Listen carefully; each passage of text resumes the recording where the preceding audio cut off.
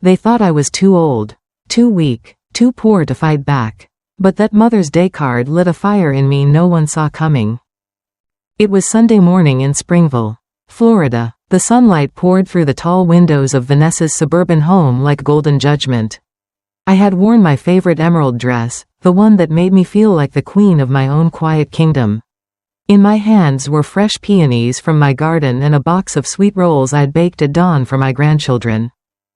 Grandma Evelyn, the little one, squealed, running to me with sticky fingers and a big smile. Their hug filled my brittle heart with warmth. For a fleeting moment, it felt like this would finally be a peaceful Mother's Day. Eric barely nodded from the sofa, his eyes glued to a football game. Vanessa glided out of the kitchen, her smile a little too practiced. "Mom, you made it. We have a special surprise for you." I lowered myself onto their cream-colored sofa, surrounded by my family. The kids gathered at my feet, giggling. Vanessa pulled a pink envelope from her designer purse and handed it to me. "It's from all of us. Mom, read it out loud." My hands trembled as I opened the card. Childish flowers were scribbled on the front. How sweet, I thought. I cleared my throat and read in my best storytime voice. "Roses are red, violets are blue." My voice cracked as the next line sliced through me like a paper cut across the soul. "You're a heavy burden. No one wants you here." Silence. Then Eric laughed, a harsh, mocking sound. Vanessa covered her mouth, but her shoulders shook with suppressed giggles. Even the kids, unsure why, began to giggle because the grown-ups were. "Did you see your face, Mom?" Vanessa snorted. "Eric, did you get a picture?" My heart shattered. Tears blurred my vision. The card slipped from my hands to the floor. "It's just a joke, Mom," Vanessa said, with zero remorse. Eric added, "You know, maybe you should think about senior living. You'd be more comfortable there." The word, senior living, echoed like a death knell. I had come to celebrate Mother's Day. Instead, I was being gently exiled from my own family. I smiled faintly through my tears. But inside, something ancient and unstoppable had begun to wake up, and it was about to change everything. I went home that night and let the tears wring me dry. When the house finally went quiet, my memory turned the lights back on. Before I was Grandma Evelyn. Before I was the old woman in the emerald dress. I was a 29-year-old mother with a baby on my hip and a kitchen table full of past due bills. Vanessa's father left on a Tuesday. He folded his shirts with the care he never gave to us. Set his wedding band in the sugar bowl, as if sweetness could cancel cowardice, and drove off before the coffee finished brewing. He left a note that said, "I can't do this life." I looked at our daughter, 3 years old with barrettes like butterflies in her hair, and said, "Well, I can." I took 2 jobs, day shifts at the sewing plant, nights cleaning offices that smelled like lemon disinfectant and ambition. The plant gave me calluses and a permanent line between my brows. The janitor's cart gave me a rhythm.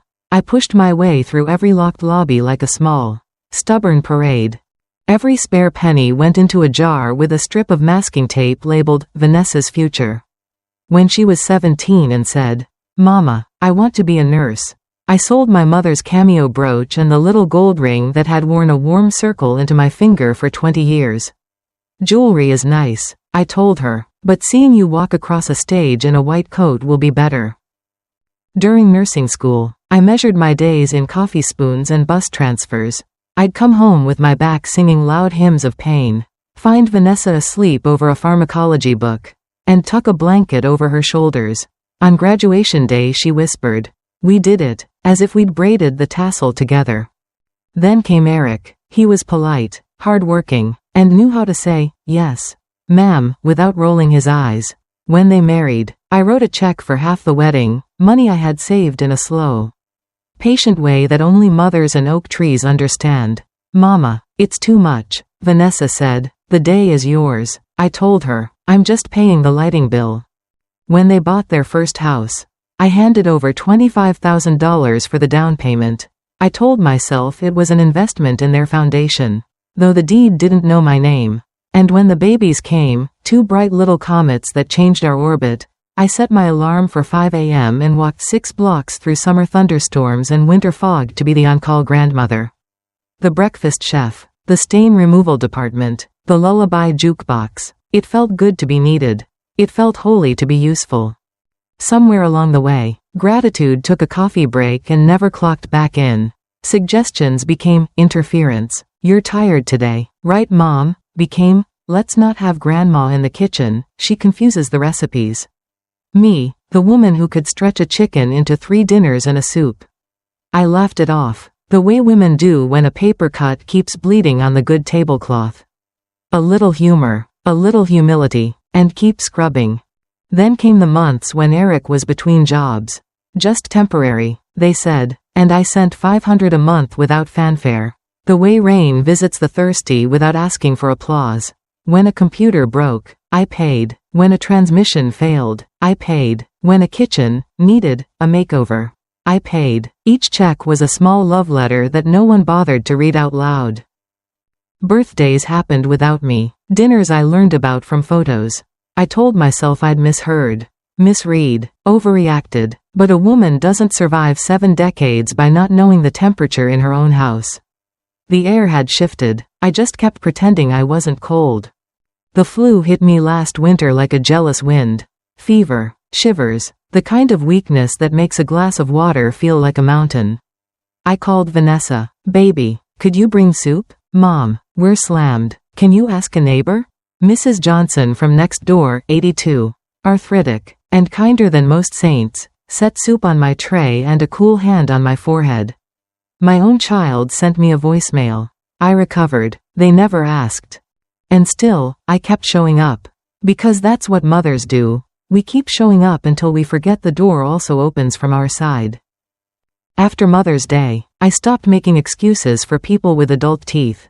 I opened the cedar box in my closet, the one that smelled like old Sundays, and laid out my papers in neat, defiant rows. Savings, bonds, a tidy investment account from Aunt Lucille, and the crown jewel, the quiet deed to a little beachfront estate down in the Florida Keys I'd inherited at 70.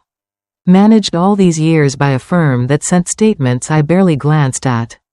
Turns out I wasn't a burden, I was the scaffolding. I canceled the automatic transfer. I closed the emergency account that only ever rang one doorbell. I called my lawyer. I called a travel agent. I called my mirror and said, "Get up, Evelyn, we're done auditioning for people who don't deserve the show." But before I left town, I needed to be sure I wasn't imagining the rot, so I went back to Vanessa's house one last time. Quiet as a question, and heard a conversation on the patio that turned my spine to steel. "Yeah, we're looking at places," Eric was saying, "somewhere we can move her soon, before she becomes a real problem." He didn't know I was standing 10 feet away, hearing every syllable sharpen like a blade. I froze at the sliding glass door, my hand still on the curtain. Eric's voice carried across the patio like a hammer striking glass. "Yeah, my mother-in-law's alone. She's getting really dependent. No, she's not sick, just old. We're looking at options, you know, places that can take her before she becomes a real problem." He chuckled, that low, condescending chuckle that had become his trademark. The blood drained from my face. I pressed my palm against the doorframe, steadying myself, willing my knees not to betray me. A real problem? I was the woman who had kept their lights on when the bills piled up. The one who had walked through thunderstorms at dawn to care for their babies. The one who had written checks big enough to pave their road to comfort. And yet, here I was, reduced to a line item on Eric's to-do list. Like an old couch they were planning to set out on the curb. I slipped out of the house before they saw me, my heart thudding like a war drum. The Florida heat wrapped around me, but I felt frozen, brittle, on the verge of shattering. That night, I didn't cry. I stared at the ceiling fan turning slowly above my bed, its blades whispering the same word over and over, enough. I rose before dawn, brewed the strongest coffee I had left in the tin, and sat at the kitchen table with a yellow legal pad. I made 2 columns, what I gave and what they gave back. It was almost laughable. Down payment, $25. Wedding, $12. Emergency transfers, $12. Computers, $2. Car repair, $4. Kitchen remodel, $8. Extra gifts. Small expenses, at least $4. Total, $67, and that was just the money. What they gave back: mockery, silence, a pink card with venom written in rhyme. By the time the sun rose, I felt something shift inside me. For 74 years, I had played the role of the dependable, invisible woman. I'd mistaken exploitation for love, obligation for family, but now the mask was off. And when the mask comes off, so does the mercy. I showered, dressed in my best gray suit, and pinned on my pearl earrings, the ones Vanessa had dismissed as out of style. I looked in the mirror and almost didn't recognize the woman staring back. She wasn't fragile, she wasn't pitiful, she was sharp, awake, dangerous in the best way. By 9 a.m., I was at the bank. Mr. Henderson, my advisor, blinked in surprise. "Mrs. Carter, what brings you here so early?" I laid my purse on his desk like a gauntlet. "We're going to make some changes today." For 2 hours, I unraveled the ties that had bound me. Cancelled transfers, closed accounts, redirected funds. When Mr. Henderson asked, "Are you sure?" I leaned in, looked him dead in the eye, and said, "Son, I've never been more sure of anything in my life." After the bank, I walked into my lawyer's office. Mr. Franklin adjusted his glasses when I announced, "I need to rewrite my will, immediately." "Evelyn, this is very sudden," he said carefully. "Are you upset with Vanessa?" I smiled, but there was no humor in it. Upset is what you get when the neighbor's dog digs in your garden. This is betrayal, and betrayal doesn't get second chances. Mr. Franklin studied me for a long moment, then nodded. "Tell me what you want." And I told him, every last detail. When I signed that final page, I felt a strange thrill course through me. My family thought they'd written me out of the story, but I was about to show them the real author had always been me. By the time I left Mr. Franklin's office, the Florida sun was blazing high, reflecting off every windshield like 1,000 spotlights. I didn't hide from it this time. I lifted my chin and let the heat remind me that I was still alive, burning. Even. My next stop was the travel agency downtown. Not some website, not a phone app. No, I wanted to look someone in the eye when I said the words. The receptionist, a young woman with glossy nails and a voice like sweet tea, smiled. "Where would you like to go, ma'am? Vacation or business?" I leaned on the counter. "Neither. Liberation." Her smile flickered, then steadied again as she typed. "Destination? The Florida Keys, first class, this Friday." Her eyes widened. "One way?" I nodded. "I'm not planning on coming back." By noon, the ticket was in my purse. A single sheet of paper that weighed less than an ounce. But it carried the gravity of 74 years of sacrifice.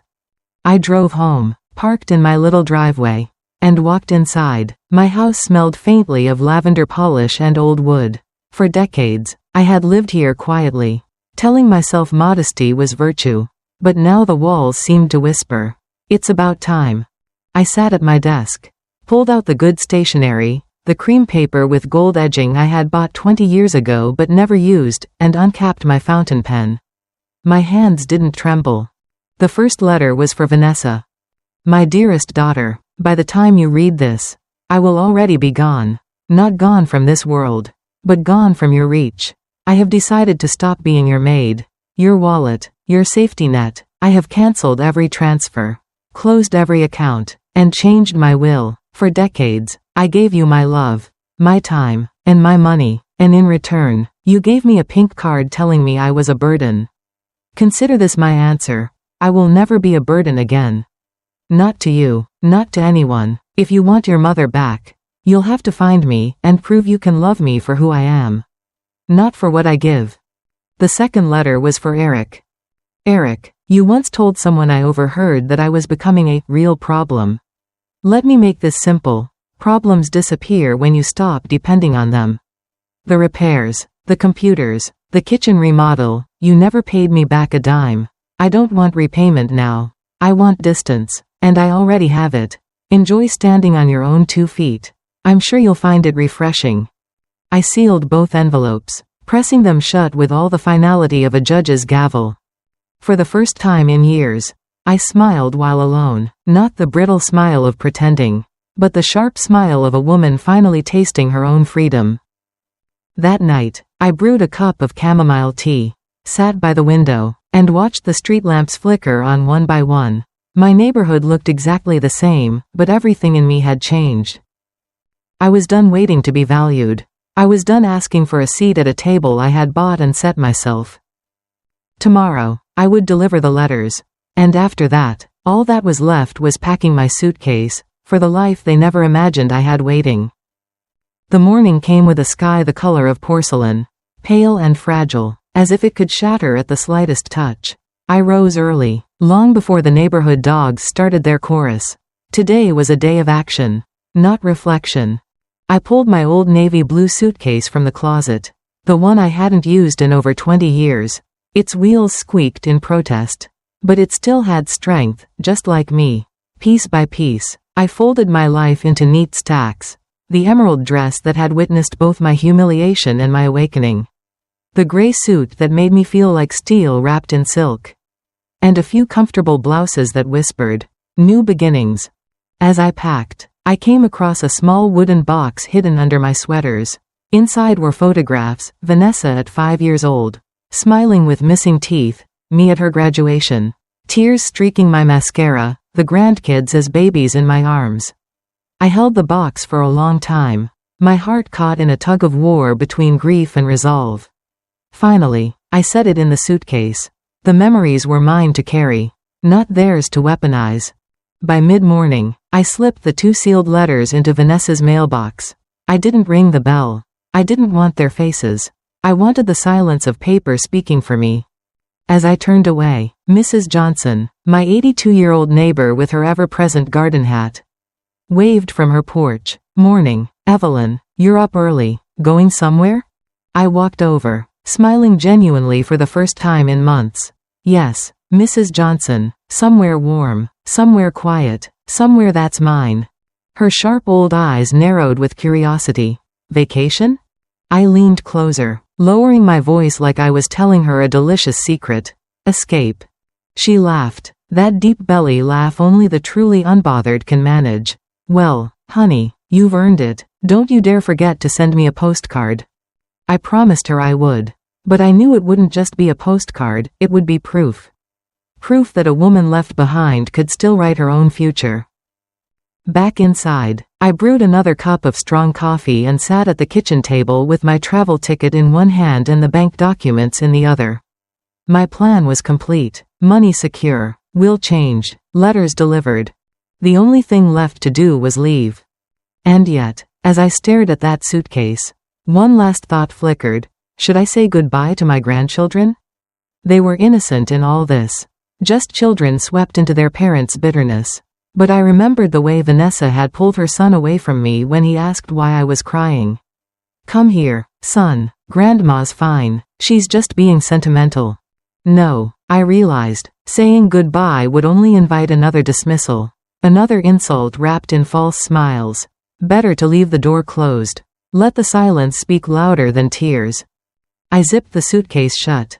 The sound was sharp, final, like a chapter ending. Tomorrow, when the plane lifted off, I wouldn't just be leaving Springville behind, I'd be leaving behind the version of Evelyn Carter who let herself be treated like less. And the woman landing in the Keys? She would be someone entirely new. The airport smelled of coffee, jet fuel, and fresh beginnings. I wheeled my squeaky navy suitcase across the gleaming floor, the sound echoing louder in my chest than in the terminal. For years, airports had been for other people, young couples, business travelers, families heading to Disney. Me? I'd stayed put, safe, predictable, invisible. Not today. At the check-in counter, the attendant glanced at my ticket. One way to Key West. "Ma'am?" I smiled, adjusting the pearl earrings Vanessa had once called out of style. "That's right, just one way." Her polite nod couldn't hide her curiosity. But I didn't owe anyone my story. For once in my life, the story was mine to keep. Security, boarding, the hum of the engines, all of it felt like a ritual of rebirth. I settled into my first-class seat, smoothing the wrinkles of my gray suit. A flight attendant leaned down, Would you like champagne before takeoff? Champagne. Imagine that. I thought about all the cups of bitter diner coffee I had gulped at 4 a.m. before work shifts. All the instant soups I'd eaten so Vanessa could have steak. Yes, I said firmly, and keep it coming. As the plane roared down the runway, I felt my heart pound, not from fear, but from exhilaration. The wheels lifted, and so did the weight I'd carried for 74 years. The ground fell away, shrinking Springville to a speck. I pressed my forehead to the window. Below me, the world looked small, manageable, almost laughable. The house I had scrubbed until my back ached. The mailbox holding those letters like tiny bombs. Even Vanessa and Eric's smug laughter, it all seemed too far away to matter anymore. Halfway through the flight, I opened the little wooden box in my lap. The photographs stared back at me. Fragments of a life I had built brick by brick. Sacrifice by sacrifice. My eyes welled, but this time the tears weren't for sorrow. They were for closure, for goodbye. When the captain announced we were beginning our descent into the Keys, I felt a tremor of nervousness. What if the property was a crumbling wreck? What if the management company had mishandled everything? What if I was stepping into a dream that would collapse at the first touch of reality? Then I looked at my reflection in the airplane window, silver hair pulled back in a dignified bun. Eyes sharp, chin high, and I answered my own doubts. Even if it's rubble, I'll build something out of it.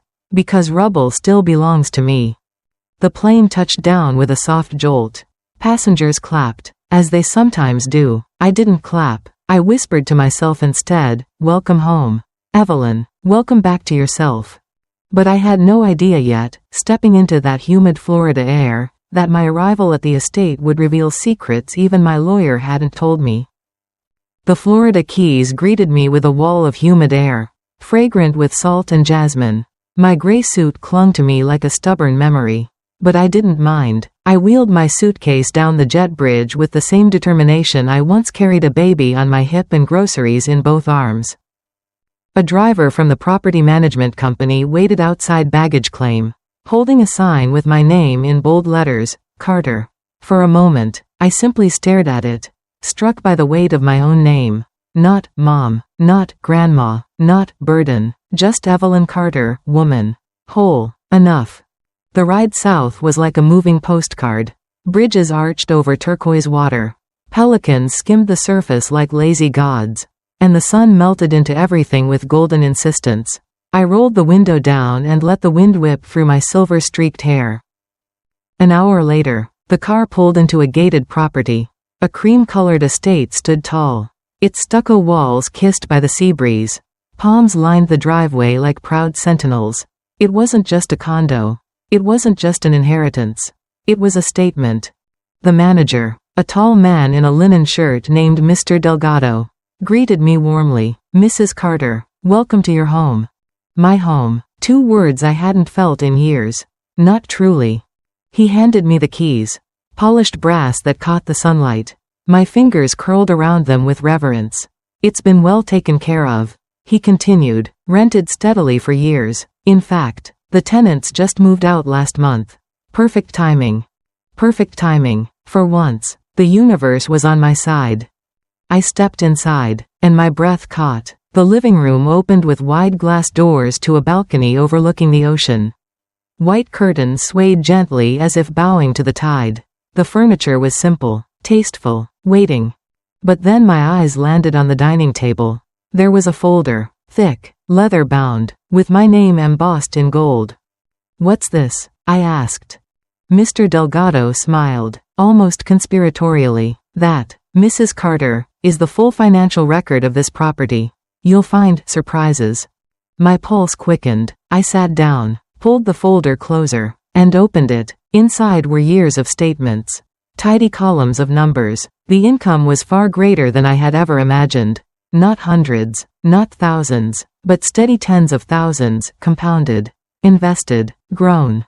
My hands shook as I flipped through page after page. I had thought I was stepping into a modest retirement, a little beachfront cottage to die quietly in. Instead, I was staring at proof of an empire I hadn't even known I possessed. Mr. Delgado leaned closer, lowering his voice. "Mrs. Carter, Do you realize you are a wealthy woman? Wealthy. Me. The woman who had walked 6 blocks at dawn to babysit for free. The woman mocked with a pink card that said, burden. The woman they tried to write off like junk mail. I closed the folder with a decisive snap. Yes, I said slowly, tasting the word like fine wine. I realize now. But what I didn't realize yet was that this wealth would give me something more dangerous than freedom. It would give me power. And power has a way of knocking on doors you thought you'd already closed. I stood on the balcony that first evening, the ocean stretching before me like an endless promise. The sun melted into the horizon in layers of gold and crimson, as if the universe itself was applauding my escape. Inside, the folder still sat on the dining table, fat with proof of everything I had never been told. My so-called little condo had generated not just comfort money, but wealth. True, undeniable wealth, enough to live out my days in luxury, enough to rewrite my future, enough to make a statement so loud it would echo all the way back to Springville. I poured myself a glass of wine from the welcome basket and let the first sip settle my nerves. The taste was sharp, clean, like biting into possibility. For 74 years, I had lived as if survival were the goal, stretching every dollar, pinching every corner, making myself small so others could feel large. And now, suddenly, I was staring at a new truth. I was not just surviving. I was thriving. I walked barefoot through each room, touching the cool marble counters, the polished wood banisters, the glass doors that opened to the sea. Each touch was a declaration. This is mine. I earned this. But with every step, a thought followed me, stubborn and insistent. Vanessa's smirk, Eric's mocking chuckle, that pink card, those words, you're a heavy burden. I gripped the wine glass tighter. They thought they had stripped me of dignity. They thought they had cornered me, caged me, sent me off to die quietly in some facility. Instead, I was here, standing on the edge of the Atlantic with a fortune in my name and a fire in my veins. That night, I opened my journal, a simple leather book I hadn't written in since Vanessa's wedding, and made a new list.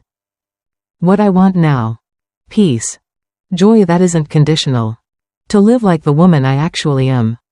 And, yes, to let them feel what it means to lose me. To understand the price of cruelty. I stared at that last line, my pen digging into the page. Did I want revenge? No, revenge was about them. What I wanted was justice. And justice, my dear, sometimes looks a whole lot like revenge in a pretty dress. I snapped the journal shut. The waves outside crashed with a rhythm that sounded like applause. Tomorrow, I would meet with Mr. Delgado again to discuss the full extent of my finances. But I was already planning more than bank transfers. I was planning a future where my family would finally, painfully, learn the value of Evelyn Carter. Morning light spilled across the balcony, painting the white walls in gold. I woke with more energy than I'd felt in years. No aching alarm at 5 a.m. to make breakfast for people who barely said thank you. No forced smile for grandkids while their parents snickered behind my back. This morning belonged to me.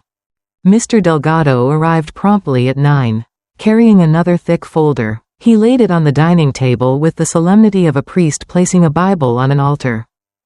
Mrs. Carter, he said, I went through every account linked to your estate. You should know the property alone is worth over $1 million now. And the rental income, well, you have more than enough to live comfortably for the rest of your life. $1 million. For decades, I'd pinched pennies so hard Lincoln's face wore thin, while this fortune quietly grew in my name. Comfortably? I asked, raising an eyebrow. Mr. Delgado, I don't want comfort. I want freedom, and I want options. He smiled knowingly. Then you have them. We spent 2 hours going through the details, stocks, bonds, certificates I'd forgotten existed, all blooming like wildflowers I had planted years ago and never watered. Yet they flourished anyway. By the time he left, my head was spinning, not from confusion, but from possibility. I brewed a pot of strong coffee and sat back down with my journal. A new list formed under my pen, bolder this time. What to do with my fortune. Secure my future in the Keys. Support causes that matter, like seniors abandoned by their families. Leave a trust for my grandkids. But with conditions. And, yes, make sure Vanessa and Eric understand exactly what they lost. I tapped the pen against the page. How best to accomplish number 4? I imagined Vanessa opening her mailbox, reading my letter with that smirk wiped clean from her face. I pictured Eric's arrogance collapsing when he realized the woman he dismissed as a burden had been the silent foundation of his life. That was satisfying enough, but I wanted more. I wanted them to feel the void. The silence when the money no longer flowed. The sting when birthdays passed without my presents or my gifts. The emptiness when they realized the woman they had treated like a joke was the one who had carried their world. For the first time, the thought didn't make me weep. It made me laugh, low, rich, almost wicked. Burden? I whispered to the empty room. Darling, I was the blessing. You just didn't recognize it. Outside, the waves slammed against the shore like a drumbeat. I felt in sync with them, relentless, unstoppable, and loud. That afternoon, I picked up the phone to call Mr. Franklin, my lawyer. If my daughter wanted to see what life without me looked like, I'd give her a front row seat, and I'd make sure it was legally ironclad. Mr. Franklin's voice crackled through the line, warm but cautious. He'd been my lawyer for decades, had seen me through hospital bills, mortgage papers, and the slow unraveling of my late husband's estate, but he had never heard this version of me. Evelyn, he said, your letter yesterday was surprising. What exactly do you have in mind? I leaned back in the rattan chair on my balcony, the ocean's roar punctuating every word. I want my will rewritten. Completely. Vanessa and Eric will receive nothing. Not a cent. Not a stick of furniture. Not even the china they think they'll inherit. There was silence on the other end. Then a low whistle. That's quite drastic. Are you certain? I sipped my coffee, savoring the bold bitterness. Mr. Franklin, I've been certain of very few things in my life. But this is ironclad certainty. I gave them everything, money, time, my very soul, and in return, they handed me a pink card that said I was a burden. No more. He cleared his throat. Very well. What do you want done with your assets? I smiled, even though he couldn't see it. A foundation for abandoned seniors. People like me, cast aside by the very families they built. Every dollar I once funneled into Vanessa's kitchen renovations will now keep someone's lights on. Someone's dignity intact. Mr. Franklin's tone softened. That's noble, Evelyn, very noble. Oh, don't mistake me for a saint. I replied dryly. There's some poetry in this, too. They'll know what they lost. He chuckled, the kind of chuckle only an old lawyer can manage. And your grandchildren? You want them included? My throat tightened. I pictured their little faces, innocent, confused, laughing only because their parents did.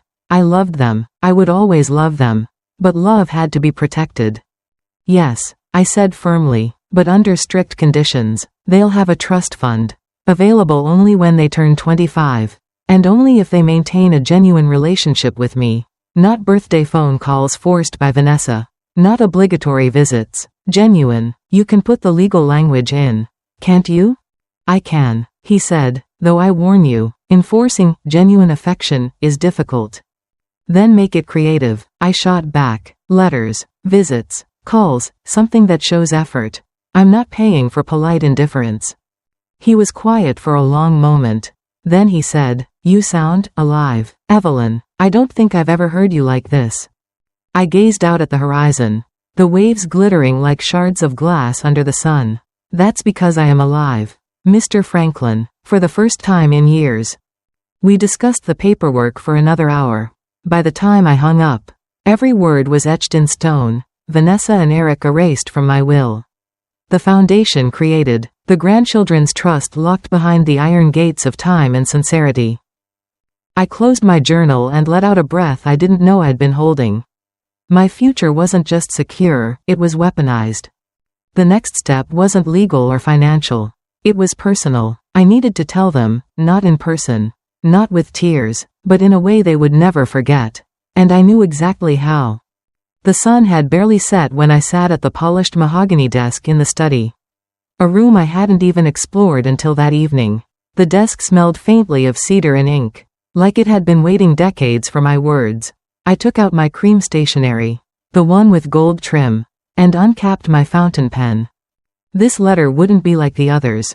Those had been direct, pointed. This one would be art, a masterpiece of truth, dressed in elegance, dipped in just enough venom to sting forever. I began slowly, letting the pen glide. To my family. By now, you will have noticed the silence. No more transfers, no more rescues, no more invisible hands keeping your world intact. That silence is not neglect. It is education. For years, you treated my sacrifices as your entitlement, my love as your property. You laughed at me with a pink card, calling me a burden. But now, I ask you, who is burdened without me? You see, while you thought I was clinging to you, I was quietly building something you never imagined. I have wealth. I have property, I have freedom, and none of it will ever belong to you. Every dollar I once gave to your mortgages and remodels will now warm the homes of seniors abandoned by children just like you. Every check you once cashed will now be a lifeline for someone whose family forgot them. To my grandchildren, I love you. That will never change, but love without respect is hollow. When you are grown, if you choose to find me, not for money, not for gifts, but for me, you will inherit something far greater than dollars. Until then, I release you from the burden of pretending. Vanessa, Eric, you thought you were clever. You thought I would wither under your cruelty. Instead, you've freed me. I am not your maid, your wallet, or your scapegoat. I am Evelyn Carter, and I am done. You once gave me a card I will never forget. Consider this mine in return. I signed it with a flourish, the ink drying like a signature of finality. Evelyn Carter, not Mom, not Grandma, just Evelyn. I sealed the letter, placed it in a heavy cream envelope, and slid it into my suitcase. It would go out tomorrow by courier, hand-delivered so they couldn't pretend they hadn't received it. For the first time in years, I didn't feel like prey. I felt like the storm on the horizon, rolling in, unstoppable. I stood, poured myself another glass of wine, and stepped out onto the balcony. The moon hung fat and silver above the sea, as though it too was watching my rebirth. Tomorrow, I would send the letter, and when it reached their doorstep, their laughter would finally die in their throats, because they would realize they hadn't just lost my money, they had lost me. The courier arrived just after dawn, punctual as promised. A young man in a pressed polo shirt, clipboard in hand, smiled politely as I handed him the heavy cream envelope. Special delivery, I said, almost conspiratorially. Make sure they sign for it. He nodded, tucked the envelope carefully into his bag, and drove away. I stood at the window, coffee in hand, watching his car shrink down the road until it was gone. It felt like watching a messenger bird take flight, with talons sharp enough to tear open illusions. By mid-afternoon, my phone buzzed. I had blocked Vanessa and Eric weeks ago, but I still had a landline they thought I'd forgotten. The old rotary phone rang with its familiar shrillness, filling the quiet of the house. I didn't pick up. I let it ring until the machine clicked on. First came Vanessa's voice, shaky, trying to mask panic with indignation. Mom, what is this? A joke? You can't just cut us off. We've depended on you. You can't be serious. Click. Minutes later, another message. Eric this time, his voice dripping with forced calm. Evelyn, let's not make this dramatic. I know you're upset about that silly card, but that was just a joke. You're blowing this out of proportion. Let's sit down and talk like adults. I actually laughed. Talk like adults? Where was that energy when they mocked me in front of my grandchildren? The third message came that evening. Softer, fragile. Vanessa again. Mom, the kids are asking where you are. They're crying. Please, don't do this. Just call me back. Her voice cracked on the last word. For the first time in years, I didn't feel guilt. I felt power, not because she was crying, but because for once she realized the void I left. I poured myself a glass of wine and toasted the silence that followed. My phone sat on the counter like a begging dog. I didn't touch it. Instead, I walked onto the balcony. The ocean roaring approval. This wasn't cruelty, it was clarity. For decades, I had spoon-fed them comfort, and they had mistaken it for oxygen. Now they would learn how thin the air was without me. I opened my journal and wrote one single line. They finally know what it feels like to miss me. But while they scrambled in panic, I wasn't done. I still had one last step to take, a step that would make sure my grandchildren knew the truth long after Vanessa and Eric's excuses faded into dust. That night, with the moonlight spilling silver across my balcony, I opened the thick folder from Mr. Franklin once more. The legal jargon no longer felt intimidating, it felt like armor. Every clause, every signature, every notarized page was a shield I had forged with my own resolve. But it wasn't enough to simply cut Vanessa and Eric out. I wanted the grandchildren to know the truth one day, not the story their parents would twist. Not the lies they would peddle about a selfish old woman who abandoned them. I wanted proof, a trail of breadcrumbs leading back to me, one they could follow when they were old enough to see clearly. So, I began to write again, this time a letter not of anger, but of love. To my precious grandchildren. If you are reading this, it means you are older now, old enough to understand. I never left you because I stopped loving you. I left because your parents no longer respected me. I gave them everything I could, my money, my time, my energy, and in return, they treated me as if I were nothing. I could not let you grow up thinking that was love. Real love does not mock. Real love does not use. Real love protects, even from a distance. You each have a trust fund waiting for you. But here is the condition. You will only receive it if you come to me of your own free will. Not because your parents tell you to. Not because you expect money. But because you truly want to know your grandmother. If you never come, the money will go to help other children and seniors who were abandoned like me. Either way, my love for you remains. Whether near or far. Remember this always. You are not a burden. You are a blessing, and so am I. I sealed the letter with trembling hands, not from fear, but from relief. This wasn't revenge, it was legacy. I handed the envelope to Mr. Franklin the next morning, instructing him to keep it with the trust documents. He nodded gravely, sliding it into the vault as though it were treasure. And in truth, it was. Walking back to the estate, I felt lighter. I had given my grandchildren the gift of truth, wrapped not in bitterness, but in hope. If they ever chose to find me, it would be because they wanted me, not because Vanessa dangled them in front of me like pawns. I poured myself another glass of wine that evening, listening to the sea batter the shore. For once, I wasn't battered with it. I was steady, rooted, unshakable. But just as I was settling into this newfound peace, a knock came at the door, one I wasn't expecting. And when I opened it, the face staring back at me nearly made me drop my glass. The knock came sharp, deliberate, echoing through the quiet of the estate. For a moment, I froze, glass of wine still in my hand, heart thudding like a drum. Nobody was supposed to know I was here. Not Vanessa, not Eric, not anyone in Springville. I set the glass down, wiped my palms against my skirt, and moved cautiously toward the door. Another knock, firm, insistent. When I opened it, I almost stumbled backward. Mrs. Carter? The man standing there wore a navy suit, his tie slightly loosened as though he'd been traveling all day. He was young, no more than 35, but his eyes carried that sharp alertness lawyers and detectives shared. Yes, I said carefully, my voice steady even as my stomach coiled. And you are? He extended a card. Thomas Avery, investigator. My eyebrows arched. Investigator? Should I be worried? Not at all, ma'am, he replied politely. I've been sent by the property management firm to deliver updated documents regarding your inheritance.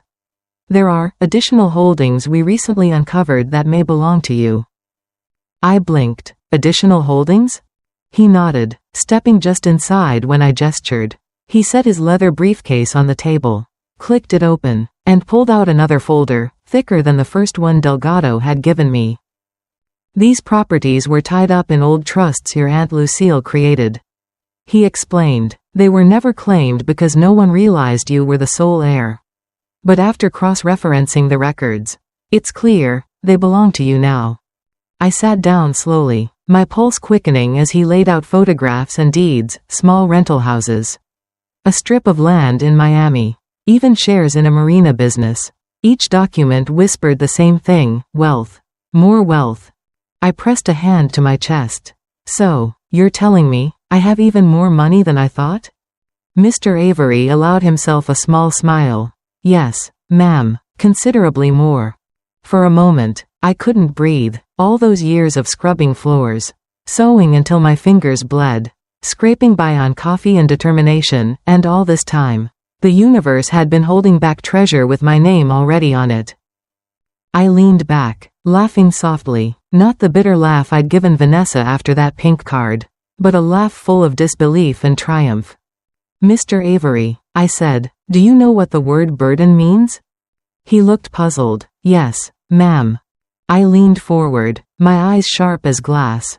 Good, because I'm about to show my family the most expensive burden they ever lost. And as I closed the folder filled with deeds and numbers, a new idea began to spark, an idea bigger than leaving letters or cutting them off. I could build something with this fortune, something they could never ignore, something that would make my name echo long after theirs had turned to dust. That night, I didn't sleep. I sat on the balcony with the sea roaring below, the folder of deeds heavy in my lap, and my mind racing faster than the tide. For decades, Vanessa and Eric had made me feel small, like my only worth was as a free babysitter. A bottomless wallet, a placeholder in the family photos they rarely included me in. But now, staring at the proof of my fortune, I realized I could do something far greater than simply walk away.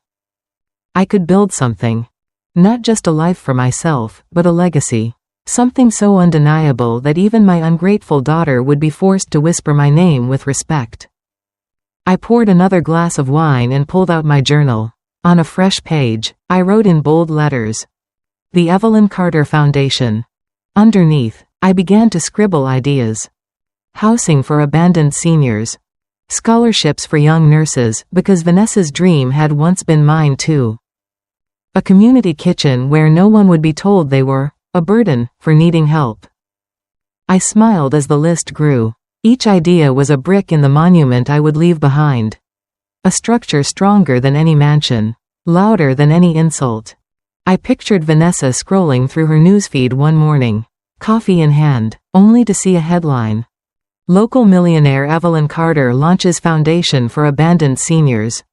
Her smirk would curdle. Eric's arrogance would collapse. They would realize too late that the woman they mocked had become a name carved into history, while they remained faceless shadows, remembered only for their cruelty. And my grandchildren? One day, when they were old enough to search the world for truth, they would see my name on a hospital wing, a scholarship, a plaque in the town square. They would know their grandmother hadn't disappeared, she had risen. I set the pen down, my heart racing with a mixture of fury and joy. For the first time, revenge didn't feel like fire. It felt like architecture. I wasn't burning their world down, I was building mine so high they could never reach it. The waves crashed louder, almost as if applauding. I raised my glass toward the horizon. To Evelyn Carter, I whispered, the burden they'll never escape. The next morning, I would meet with Mr. Avery again, not to sign papers this time, but to lay out my vision. Because this wasn't just about money anymore. It was about legacy, and legacy is the one thing no one can erase. Mr. Avery arrived promptly at 9 the next morning. Crisp suit, leather briefcase, professional smile. Mr. Delgado came with him, holding a slim laptop and the calm efficiency of a man who could move mountains with spreadsheets. We sat around the glass dining table that overlooked the sea. I had brewed a fresh pot of strong coffee. But this was no casual chat. This was a war council.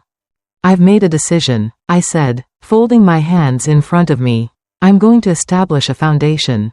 The Evelyn Carter Foundation. Its mission will be simple, to give dignity back to the people families abandon. Seniors, single mothers, anyone discarded like yesterday's trash. Mr. Avery raised an eyebrow. That's a bold move, Mrs. Carter. Bold? I smiled thinly. Darling, it's overdue. Mr. Delgado leaned forward. With your assets, we could set up a nonprofit, establish a board, and fund it indefinitely. Do you want to keep it low profile? Or, public? Public, I said without hesitation. Loud, visible, I want the world to know Evelyn Carter is not a burden. I want my name carved on walls, spoken at ribbon cuttings, printed in newspapers. I want it impossible for certain people, my voice sharpened, to ignore. Avery's lips curved into something almost like admiration.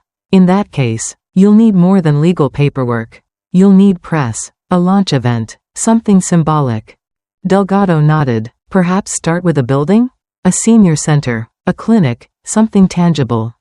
I could already see it in my mind, a shining building by the sea, with my name etched in bronze across its front. Vanessa scrolling on her phone, choking on her coffee when she saw the photos. Eric pretending not to care but grinding his teeth at night. Yes, I said firmly, a senior center, a place where no one is told they're too old, too tired, too much of a burden. And I want the opening covered by every local paper within 100 miles. Mr. Avery scribbled notes. We'll contact media outlets. With your story, self-made, generous, overlooked for years, it'll resonate. People love a woman who refuses to be erased.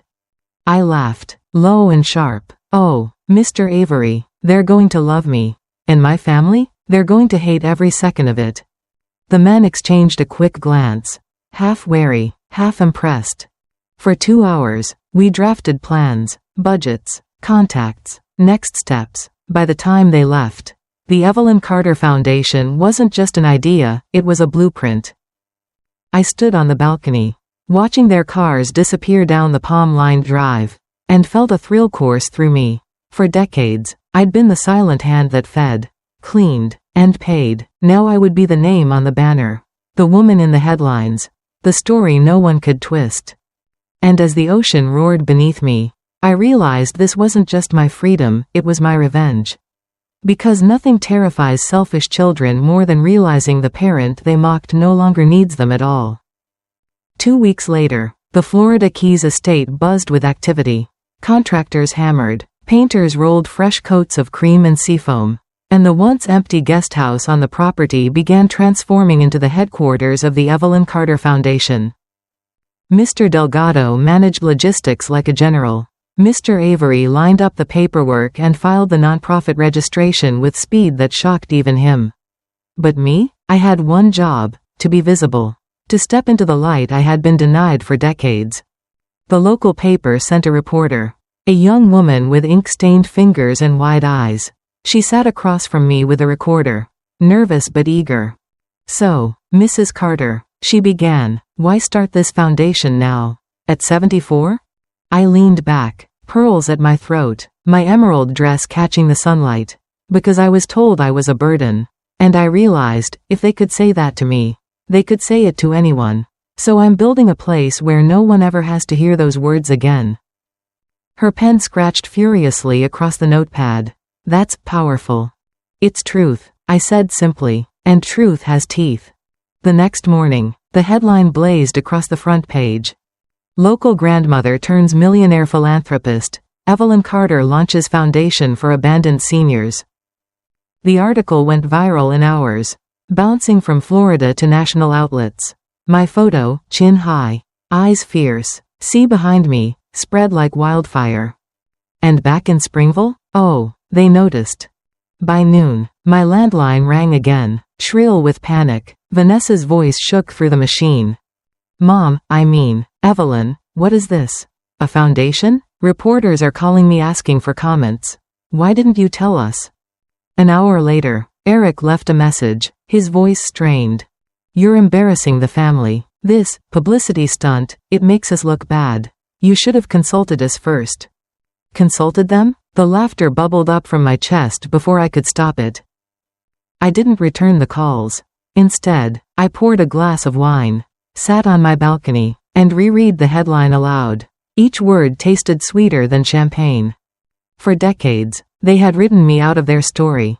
Now, I was writing mine so loudly the whole world could hear. And the best part? The letters I had left them hadn't even arrived yet. Because when those letters landed on their doorstep, on the same day my face was plastered across the newspapers, they wouldn't just feel ignored. They'd feel erased, the very thing they tried to do to me. In Springville, the Carter household was anything but calm. Vanessa stood in the kitchen, her manicured hands trembling as she clutched the thick cream envelope. The return address was stamped with a law firm's seal. Eric hovered nearby, scrolling furiously on his phone, the glow of headlines reflecting in his tense jawline. "Read it," he demanded. I can't," Vanessa stammered, her eyes flicking nervously toward their children playing in the living room. "What if it's—" Eric snatched the envelope from her hands and tore it open. Pages rustled as his eyes devoured the words. The color drained from his face. "What?" Vanessa pressed. "What does it say?" He slammed the letter onto the counter. "She's cut us out. All of it. Every cent. Every account. And," he jabbed a finger at the page, "she's giving it to some foundation. For abandoned seniors." Vanessa's breath hitched. "Foundation? What foundation?" Eric shoved his phone in her face. On the screen was the headline. "Millionaire philanthropist Evelyn Carter, from burden to builder." Below it, a photo of me, regal in emerald, standing against the backdrop of the ocean. Vanessa's knees buckled, and she gripped the counter for support. This can't be real. She's not, she can't be. "She is," Eric spat. "She's making us look like monsters. She's turning the whole world against us." Vanessa sank into a chair, her face pale. "But, the money, Eric, we've built everything around her help. The mortgage, the loans, the credit cards."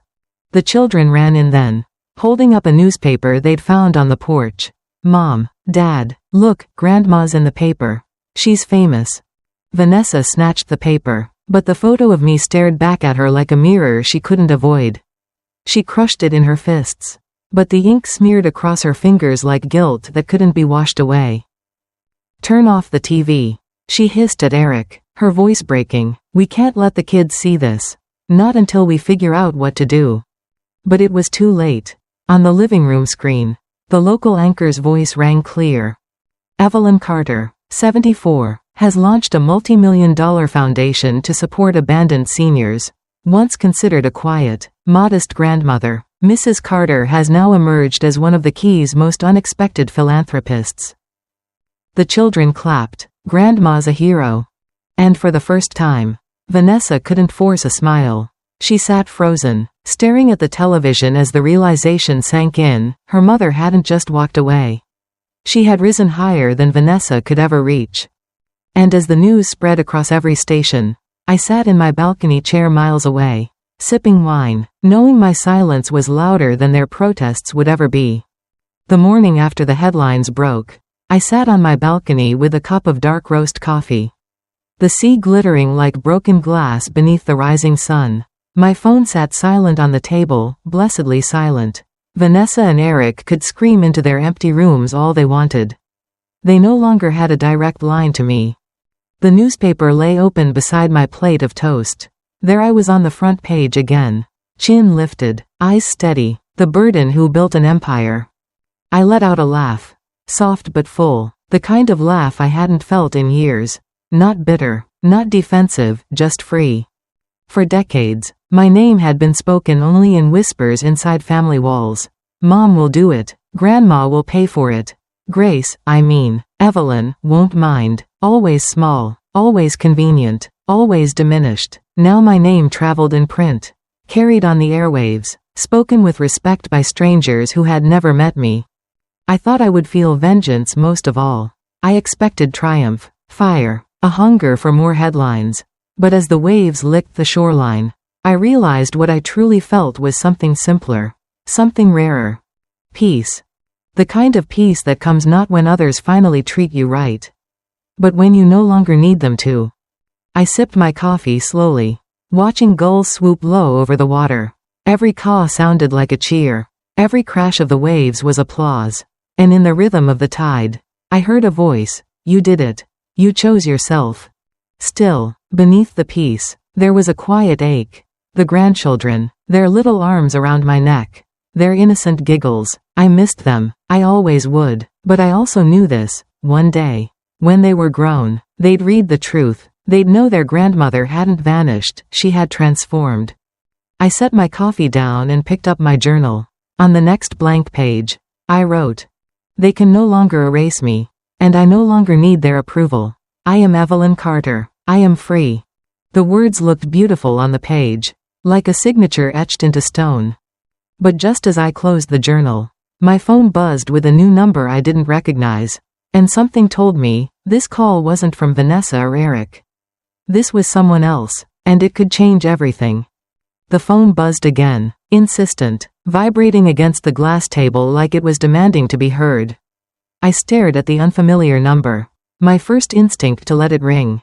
But something, intuition, fate, maybe just stubborn curiosity, made me pick it up. "Hello?" I said cautiously. For a moment, only silence, then a soft, hesitant voice. "Grandma?" My heart stuttered. I gripped the phone tighter. "Who is this?" "It's me, Caleb, the oldest of my grandchildren. Vanessa's boy." His voice was deeper now, a little shaky, like he wasn't supposed to be calling but couldn't stop himself. I swallowed hard. "Caleb, how did you get this number?" "I found it in Mom's old address book," he admitted quickly. "She doesn't know I'm calling. I just wanted to say I saw you on TV." My throat tightened. "You did?" "Yes," he said, words tumbling over each other. "You looked strong, different. Everyone at school's talking about you. They said you're helping people who don't have anyone. That's amazing, Grandma." The silence that followed was heavier than any insult Vanessa had ever thrown at me. Finally, I whispered, "Why are you really calling, Caleb?" He hesitated, then blurted it out, "Because I miss you." The dam inside me cracked. My eyes blurred, tears sliding hot down my cheeks. For years, I'd been starved for those words. Not from Vanessa, not from Eric, but from the children who still had pure hearts, uncorrupted by their parents' bitterness. "I miss you too, sweetheart," I managed, my voice breaking, "more than you know." We sat there, the ocean roaring on my end, muffled household noises on his. Two worlds connected by a thin wire. "I don't care what Mom says," Caleb whispered. "You're not a burden. You're the only reason we ever had good birthdays, good mornings, good anything. I just wanted you to know that." I pressed the phone to my ear like it could fuse into me. "Thank you, Caleb, that means more than you can imagine." A door slammed in the background, and his voice dropped lower. "I have to go before Mom finds out." "But, Grandma?" "Yes, darling? Don't give up on me, please." And just like that, the line went dead. I sat frozen, staring at the sea, the phone still warm in my hand. Peace and pain warred inside me. My grandchildren weren't lost, not yet. For the first time, I wondered if my foundation wasn't just about strangers, maybe it was also a beacon. A way for my own blood to find me again, when they were ready to choose truth over comfort. The call with Caleb echoed in my mind long after the line went dead. His voice, half boy, half man, still trembled in my ears. "Don't give up on me." I sat at my desk, staring at the foundation's documents spread before me. They were neat, tidy, full of clauses and signatures. Legal, final. But life wasn't always about finality. Sometimes it was about leaving doors open.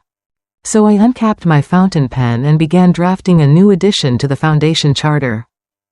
Clause 14. Legacy and Family Access. The Evelyn Carter Foundation will serve as a beacon, not only for abandoned seniors but for family members seeking reconciliation. Should any of my grandchildren, upon turning 21, wish to volunteer or work with the Foundation, they will be welcomed. Compensation and trust access will depend on genuine involvement and demonstrated compassion. I underlined the word genuine. This wasn't about money, it was about choice. If they came to me with sincerity, with their own hands ready to serve, then they would inherit more than wealth, they would inherit values. I leaned back, smiling through the tears gathering in my eyes. Vanessa and Eric had mocked me, erased me, shoved me toward senior living. But their children? They had the chance to see the truth, and I would not shut them out if they came searching. I folded the amended draft neatly and set it aside for Mr. Franklin. Later that afternoon, I walked along the shoreline, waves lapping at my ankles. The horizon stretched wide, a canvas for hope. I whispered into the salt air. "Caleb, my boy, I heard you, and this," I gestured toward the sea. "The sky, the estate behind me, this is the lighthouse. When you're ready, You'll find me. For the first time since that cursed Mother's Day, my heart felt both heavy and light. Heavy with years of betrayal, but light with the fragile thread of possibility. The wind picked up, carrying my words out into the vastness. Perhaps one day, they would drift back to him. But as I turned back toward the house, I spotted a figure at the gate, someone I hadn't expected. Someone who did not belong on this island. My peace would have to wait. The figure at the gate stood stiff, shoulders squared, as if holding back a storm. From the distance, I couldn't make out the face, but the posture, the tension, the air of entitlement clung like perfume I knew all too well. I quickened my pace, the sand clinging to my ankles as I reached the paved path. When I drew closer, my breath caught in my throat. It was Vanessa. Dressed in her expensive blazer, hair pulled into a too-tight bun. Her sunglasses hid her eyes but not the fury twisting her mouth. She looked out of place in the Florida heat, like someone who had wandered onto a battlefield unarmed. "Mom," she called, her voice sharp, carrying across the driveway. "We need to talk." I stopped just inside the gate, crossing my arms. "I don't recall inviting you here." She ripped off her sunglasses, revealing eyes red from either rage or sleepless nights. "You blindsided us. The letters, the foundation, the newspapers. Do you have any idea what this is doing to me? To Eric? To the kids?"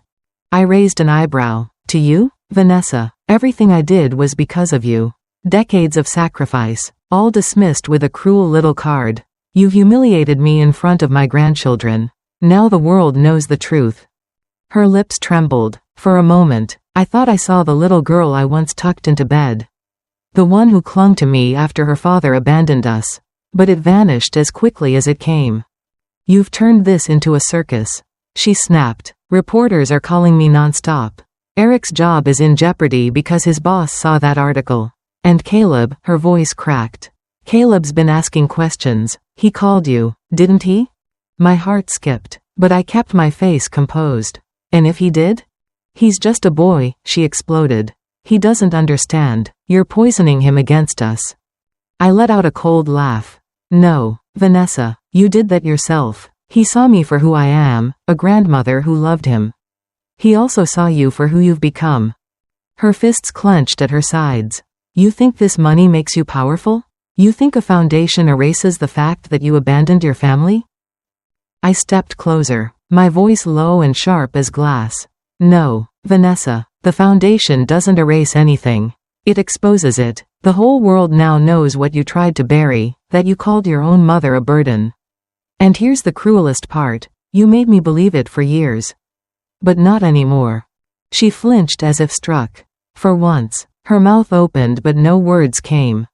Behind us, the sea roared, louder and louder, as if punctuating my every sentence. "Leave, Vanessa," I said finally, my voice calm, unshakable. "Unless you've come here with an apology, and something tells me you didn't, you have no place at this gate."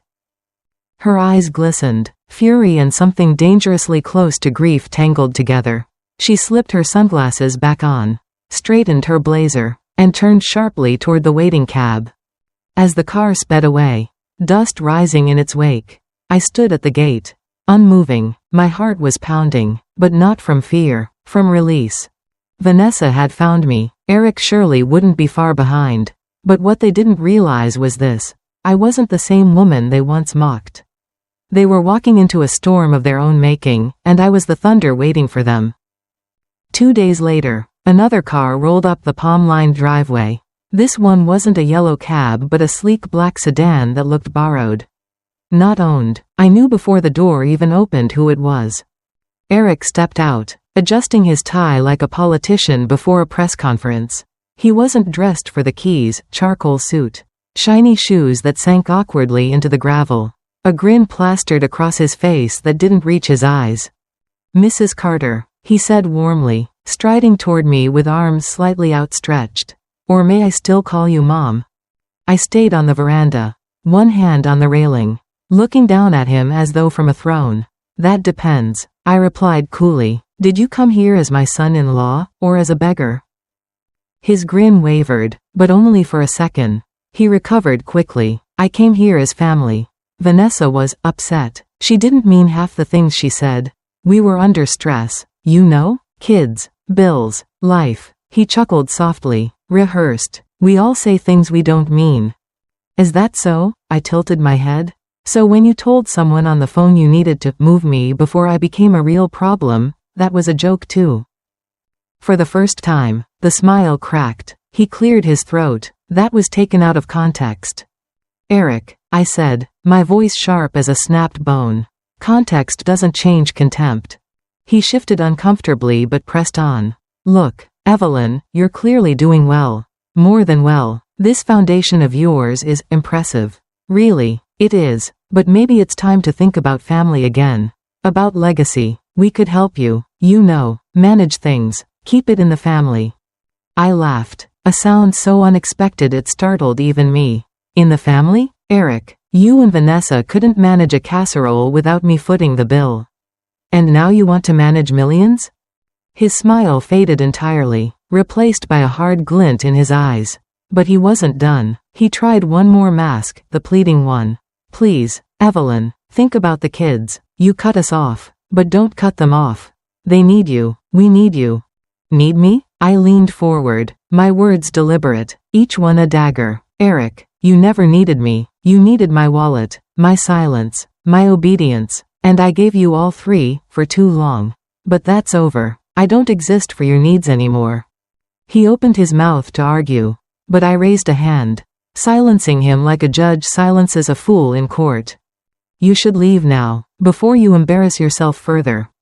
Eric's jaw tightened, his mask finally slipping. For the briefest second, I saw the real man beneath, the calculating opportunist, seething with resentment that his pawn had become a queen. He turned sharply, stormed back to the car, and slammed the door so hard the echo lingered in the humid air. I watched the sedan disappear down the drive, a smile tugging at the corners of my mouth. They were coming to me now, not the other way around. But as satisfying as it was to watch Eric retreat empty-handed. I knew this wasn't over.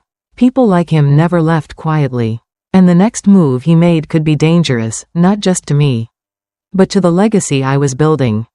That evening, I stood on the balcony, staring out at the restless waves. The sky was bruised with streaks of purple and gray, the kind of sky that warned of a coming storm. It felt fitting. Eric's visit had told me everything I needed to know. Vanessa had come with rage, Eric had come with honeyed lies. Both wanted the same thing, control. And neither would stop until they realized I was beyond their reach for good. I poured myself a glass of wine, but even the rich taste couldn't ease the tightness in my chest. This wasn't just about money anymore. This was about survival, of my peace, my foundation, and my legacy. So I did what I always did when the world pressed too hard. I planned. I called Mr. Franklin first. His voice came steady, reassuring. Evelyn, I anticipated this. We'll fortify the foundation's bylaws. They won't be able to touch a cent. Not legally, not through manipulation. Good, I said, because Eric looked at me today like a starving wolf. And wolves don't give up after the first bite fails. Next, I called Mr. Delgado. Increase security at the estate. Cameras, locks, guards if necessary. If they try to storm their way in, I want them met with steel, not sympathy. He agreed without hesitation. Finally, I sat at my desk and drafted my last safeguard, a personal statement for the press. Not bitter, not vengeful, simply the truth, delivered in the same calm tone I once used to tuck my grandchildren into bed. I am Evelyn Carter. For years, I lived quietly, giving everything I had to those I loved. In the end, they saw me as a burden. But I am not a burden. I am a builder. I am a woman who chose to value herself when others did not. The Evelyn Carter Foundation is my legacy, not of money, but of dignity, and no one will take that from me. I sealed the letter in an envelope marked, to be released only if necessary. When I was finished, I felt something shift inside me, not fear. Not anger, but readiness. For the first time in 74 years, I wasn't bracing for what others might do. I was prepared. The waves below roared louder. The storm clouds gathering on the horizon. I lifted my glass high. Come at me, Vanessa. Come at me, Eric. You'll find Evelyn Carter is no longer your victim. She's your reckoning. And as the first thunder rolled across the Keys, I knew the storm wasn't just in the sky, it was marching straight toward my gates. The storm broke that night, rain slashing against the windows like the sky itself was in a fury. I lit a single lamp in the study, its glow soft against the mahogany desk where my safeguards sat waiting. By morning, I didn't need the news to tell me what Vanessa and Eric had done, I could feel it in the pit of my stomach. But when I finally unfolded the local paper, my suspicion was confirmed. Millionaire widow turns her back on family. The article dripped with venom. Quotes from close relatives painted me as selfish, unstable, manipulative. One line made my hands tremble with rage. She abandoned her grandchildren, leaving them heartbroken, all for her vanity project. Vanessa's fingerprints were all over it, and Eric's smug tone bled through every carefully crafted lie. I laughed bitterly, tossing the paper onto the floor. They wanted to drag me through the mud? Fine, let them, because mud washes off, but their desperation would stick forever. Still, the part that stung wasn't the lies about me. It was the picture of my grandchildren, tucked in the corner of the article. Their little faces, confused, forced to smile for a camera they didn't understand. The caption read, "Children left behind by their grandmother's choices." My chest ached. They were trying to weaponize the only part of me still vulnerable. I poured myself a cup of coffee, black and scalding, and forced myself to breathe. Vanessa and Eric didn't understand something crucial. They thought the world still believed their version of me, the quiet, weak, forgettable grandmother. But that woman no longer existed. I called Mr. Avery. His voice was clipped but steady. "We expected this. Their only weapon is reputation. But you've already won the public. That article? It won't stick." Then we doubled down. I said firmly, "Schedule the press conference. I want cameras rolling when the first senior walks through the doors of my center. Let the world see who I really am, and who I fight for."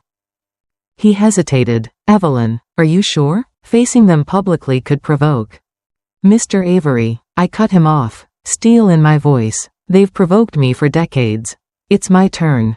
As the rain eased outside, I closed the curtains and stood tall in the reflection of the glass. I saw not the weary woman they mocked, but someone reborn. The next chapter wouldn't be written in whispers or private letters. It would be written on a stage, under lights, in front of microphones. Vanessa and Eric wanted a war of words. They were about to get one. Because when I stepped onto that stage, I wouldn't just be defending myself. I'd be exposing them, and the whole world would finally see the truth. The press conference was held at the brand new Senior Center, the first building of the Evelyn Carter Foundation. Rows of chairs filled with reporters. Cameras lined up like soldiers. Microphones bristling on the podium. The sign above the doors gleamed in polished bronze. "No one is a burden." I stood behind the curtain, pearl earrings glinting under the stage lights. My heart pounded, but it wasn't fear, it was purpose. For 74 years, I had been invisible. Now the world was about to see me. Mr. Avery gave me a nod. "They're ready." When I stepped out, the room hushed. Flashbulbs popped. For a moment, I let the silence stretch, owning it, breathing it in. Then I began. "Good morning. My name is Evelyn Carter. Some of you may know me from the headlines. Some of you may know me only as a number on a bank statement. But today, you will know me for who I truly am." I let my gaze sweep the room, sharp and steady. For decades, I lived for my family.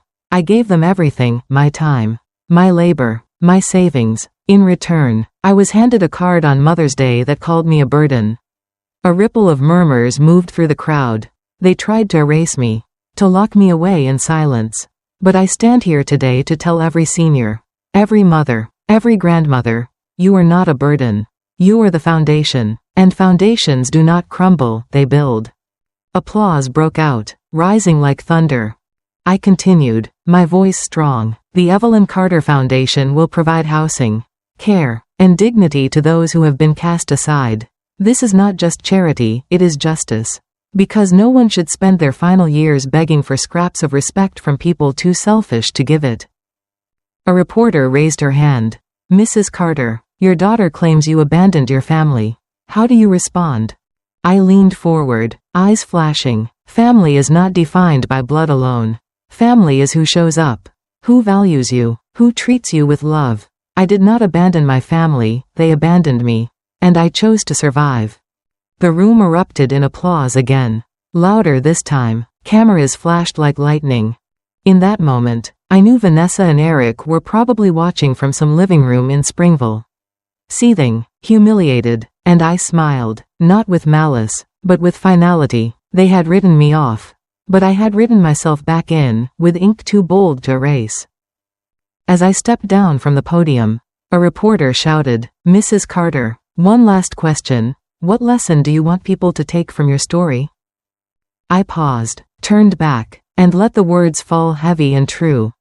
You teach people how to treat you by what you're willing to accept.